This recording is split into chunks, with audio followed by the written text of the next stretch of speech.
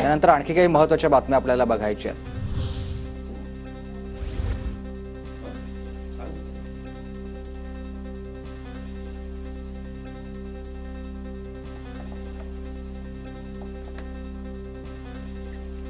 सतीश उर्फ खोक्या भोसले याला प्रयागराजमधून अटक। बीड आणि उत्तर प्रदेश पोलिसांची संयुक्त कारवाई। बीड पोलीस विमानानं खोक्याला आता महाराष्ट्रात आणतात। मारहाण आणि हरणांची शिकार केल्याचा सतीश भोसलेवर ठपका। खोक्या भोसलेला अटक झाली चांगली बाब आहे। पोलीस कायद्यानुसार योग्य ती कारवाई करतील, सुरेश धस यांचं वक्तव्य। अटक झालेली आहे आणि आता कायद्याप्रमाणे त्याच्यावरती कारवाई होईल। आता तो आता अटक झालेली आहे, त्याच्यावरती पोलीस जे काही कलम लागलेले आहेत त्या कलमाप्रमाणे कारवाई करेल।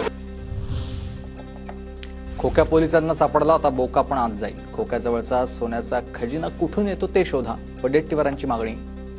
बाकाचा आकाश शोधला तसा खोक्याचा बोका शोधावा। हे सगळं कुठून आणलेत पैसे, बंडल कुठून येतात, सोन्याचा खजाना कुठून येतो, सगळं शोधण्याची आवश्यकता आहे, शोधलं पाहिजे।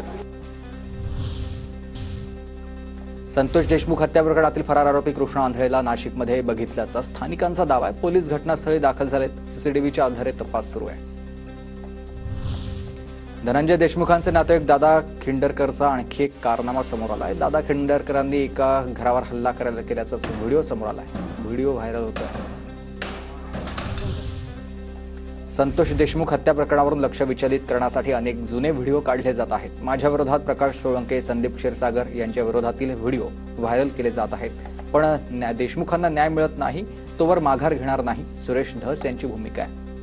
बाकीच्या लोकांची बदनामी कशी होईल असा प्रयत्न चाललेला आहे आणि संतोष देशमुख खून प्रकरणावरून लक्ष विचलित करण्यासाठी हे वेगवेगळे गेम चालतात। संतोष देशमुख हत्या प्रकरणी 26 तारखेला पुढील सुनावणी। कोर्टाकडून आरोपींची ओळख परेड आणि कोर्टानं आरोपींना हात वर करायला सांगितलंय। वाल्मिक कराडनं हात जोडले। कराड कोर्टात व्हिडिओ कॉन्फरन्सिंगद्वारे उपस्थित। इंद्रजित सावंत धमकी प्रकरणी कोल्हापूर जिल्हा सत्र न्यायालयाचा प्रशांत कोरोडकरला दिलासा। प्रत्यक्ष हजर राहण्याची गरज नाही, तर पुढील सुनावणी 17 तारखेला आहे।